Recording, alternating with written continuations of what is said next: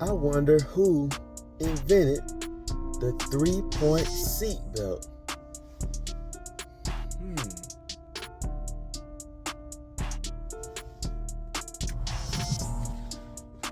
What are you doing here?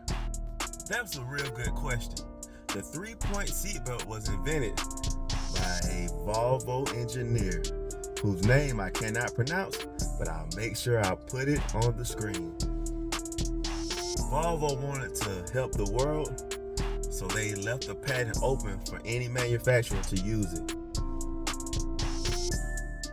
Thanks, Volvo. Thanks.